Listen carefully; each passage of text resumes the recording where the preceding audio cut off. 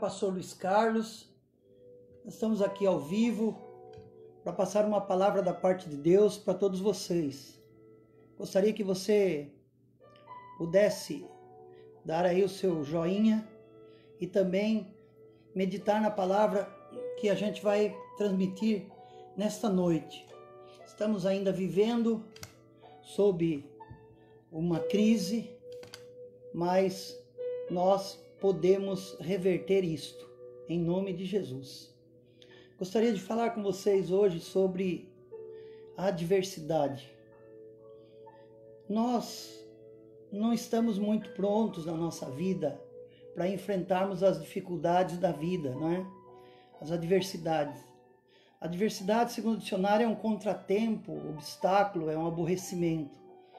É uma dificuldade, geralmente é um imprevisto. A palavra de Deus, eu separei um texto lá no Salmo 20, eu amo demais, que diz assim: no dia da adversidade, Ele me guardará, protegido no seu ou na sua habitação. Algumas Bíblias, tabernáculo. Me esconderá e me colocará em segurança sobre uma rocha. O que é isso? O Senhor nos dará refúgio. Ele é o nosso socorro presente. E Ele é a nossa fortaleza. A palavra de Deus diz que se no dia da adversidade, ou no dia da angústia, nós nos mostrarmos fracos, ou frouxos, que é uma palavra até forte, nós seremos, a nossa fé será, ou a nossa força será pequena. Mas Paulo diz assim que fraqueza e força é diferente no sentido espiritual. Paulo diz que quando ele estava fraco, aí ele era forte. Porque ele permitia que quando ele parecia fragilizado, que Deus, com a sua grandeza, pudesse entrar na vida dele. Vejam como que na adversidade a gente tem que saber como que a gente entra, como que a gente procede durante e como a gente vai sair disso, né? Eu vi uma ilustração há bom tempo que um homem colocou para sua filha que reclamava da vida, ele colocou numa vasilha com água fervente, uma cenoura, um ovo e pó de café, cada vasilha com um desses ingredientes. E depois que ferveu aquela cenoura, ele disse para a filha: olha como ela ficou. Uma cenoura que antes era dura, inflexível, agora se torna frágil, macia, porque ela enfrentou a fervura da água. E o ovo que é frágil, depois da fervura, ele ficou consistente. E o pó? O pó, depois da fervura, quando ele passou pela água, ele transformou a água. Ele deu sabor à água. Então depende muito de como você vai enfrentar a adversidade, a dificuldade da sua vida. E para superar essa adversidade, uma das coisas que você não pode ter é desânimo. O desânimo, ele abate a gente. Ele traz um sentido de prostração. A gente fica incapaz. Você percebeu isso? O desânimo nos leva para baixo. Nos leva à prostração. E se prostrar não é ser humilde. Se prostrar não é se humilhar na presença de Deus. Se prostrar é, muitas vezes, um sentido de medo. A Bíblia diz que Davi, é uma história que todos conhecem, quando ele vai enfrentar Golias, ele estava acostumado a lutar lá com o leão, com o urso. Ele usou as ferramentas que ele usava lá na terra do pai dele, lá no deserto, ou lá no mato, vamos assim dizer. Para cuidar das ovelhas, ele usava as mesmas ferramentas. E ele vai diante de Golias, que era um homem muito grande, chamado de gigante Golias, e ele é afrontado. Mas ele se refere ao gigante como um filisteu, como era um homem comum. Ele viu que o homem era grande. E alguém pode ter dito assim: Davi, como é que você vai vencer um homem de mais de 3 metros de altura, você sendo um menino? Ele disse assim: por ele ser grande, facilita o meu trabalho. É mais fácil acertar. Então Davi, ele confiava em Deus e ele usou aquilo que Deus lhe deu. Deus te deu algo. E você precisa vencer a adversidade com essas ferramentas. Vejam a paciência na adversidade. Como é difícil ter paciência. Eu mesmo me sinto impaciente de ter que ficar em casa. Você que tem uma vida assim, corrida, você acaba ficando frustrado por tanta coisa. Poxa vida, tanta coisa para fazer e eu aqui. Mas saiba que a paciência é uma virtude. A Bíblia diz, lá Paulo diz em Romanos 12,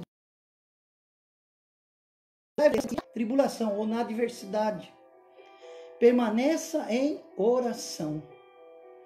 Quando você tem paciência, que é um negócio difícil de ter, você consegue vislumbrar, olhar de longe. Veja, uma coisa é você olhar de baixo de um prédio para cima. E outra coisa é você subir no último andar e olhar de lá para baixo. A sua visão é completamente diferente. Quando você olha de um prédio embaixo, você olha para cima, você só vê o prédio. Mas quando você está lá no topo, no último andar, você já vê todo o horizonte. E a paciência faz você subir as escadas com fé. Esteja atento, seja paciente. Tenha também o autocontrole, é outra coisa que faz parte da paciência também, o autocontrole, a temperança, o equilíbrio, é uma virtude também. Porque muitas vezes, quando você está com a cabeça quente, a gente faz um monte de bobagem. Nós não temos muita paciência. Mas a adversidade está aí para mudar a nossa vida. Nós temos que sair disso melhores do que entramos. Então nós precisamos ter temperança, equilíbrio, domínio próprio, autocontrole. O que é o autocontrole? Eu posso controlar uma pessoa amarrando, algemando, fazendo alguma coisa. Mas eu tenho que ter um autocontrole. Mas como que é isso? É ser moderado. Pensa, conta, mas eu conto até 10, conta até 100. Se precisar, conta até 200. Mas conta. Espera que Deus vai ver. E a própria adversidade vai perceber que você não é mole, não. Que você não é frágil assim. Você parece frágil, mas quando você passou pela adversidade, você ficou mais forte. Ou você é durão, você passou pela adversidade e saiu de lá mais leve. Ou você vai transformar as coisas que estão ao seu redor, como fez o pó de café na água fervente. Às vezes, nós descontrolamos com algo, com alguém, e quem é que perde? Nós. Outra coisa também que a gente precisa aprender, ter uma direção defensiva. Direção defensiva não é você ser uma pessoa tão dura que você vai falar ele já está destruído ou ele já está com 2 pedras na mão. Não. É você aceitar que a adversidade é inevitável para quem está vivo. Quem está na vida tem adversidade. Mas a palavra de Deus também nos dá um remédio, e esse é infalível. A oração. Orar, pedir, buscar e bater. Vejam que a palavra de Deus fala sobre pedir. Como é que eu peço? Boca. Eu falo quando eu quero. Buscar. Eu caminho. Eu vou até. Bater. Eu uso as mãos. Então, a Bíblia, no nosso próprio corpo, Deus já nos ensina como chegar até Ele. E a Bíblia diz que quando você está orando, você entra numa fase de quebrantamento. Por isso que é bom orar. Independentemente da sua religião, nós estamos aqui falando de religião, nós estamos falando de Deus. Religião é uma coisa, é uma instituição. Deus é o nosso Criador. Ele está acima das religiões, da religiosidade. Ele só quer que a gente confie nele. Acredite que ele está no controle de tudo. Ele diz na sua palavra lá em Filipenses, Paulo escreve uma coisa, essa palavra eu gosto muito, não andeis ansiosos. Antes em tudo sejam conhecidos os vossos pedidos diante de Deus pela oração. Quando você ora, você se quebranta, e alguém escreveu que quando eu oro, eu entro na intimidade de Deus. Você já imaginou você entrar na intimidade de alguém que é superior? Você tem sua casa, você mostra a sua sala, seu escritório, a sua cozinha, mas é mais difícil você levar alguém que você não tenha tanta confiança para o quarto que você dorme, porque é a sua intimidade. Existem locais na nossa casa que a gente não gosta que as pessoas mexam. Na geladeira da sua casa, você não gosta que ninguém chegue abrindo a porta da geladeira, aquilo é intimidade, aquilo é tua, aquilo é teu. Então, não andeis, seja fiel ao Senhor, agradecido ao Senhor, mas ore. Dia desses eu dizia na igreja que eu tenho orado todos os dias, eu tenho buscado ao Senhor, que eu quero que passe logo essa pandemia. E um dia desses eu conversava com Deus, dizia, Senhor, será que o Senhor já não está cheio de mim? Todo dia eu estou pedindo pela minha mãe, todo dia eu estou pedindo pelo Brasil, pelas nações, todo dia eu estou pedindo pela igreja, pelos médicos, profissionais da saúde, segurança, pelas pessoas que têm que trabalhar. Todo dia, Senhor, todo dia o Senhor não se cansa. E aí Deus mesmo mostra para mim. E eu respondo a questão. Eu não tenho outro Deus além de ti. Só o Senhor é o meu Deus. Eu resolvi na minha vida que Deus vai conduzir. E eu confio nele. Confia no Senhor. Ore. Quando Deus nos concede ou consente, ou permite que uma adversidade chegue até nós, geralmente, Ele quer nos ensinar alguma coisa. Principalmente a confiar nele. Levanta a sua cabeça. Deus pode estar usando essa luta que você está passando, a tribulação, para trazer preciosas lições para a sua vida. Creia nisso. Vamos orar.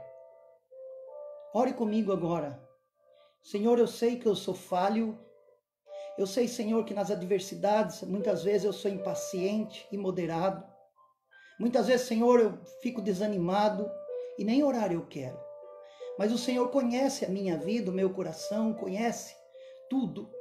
A tua palavra diz que antes que eu fosse formado, o Senhor já me conhecia.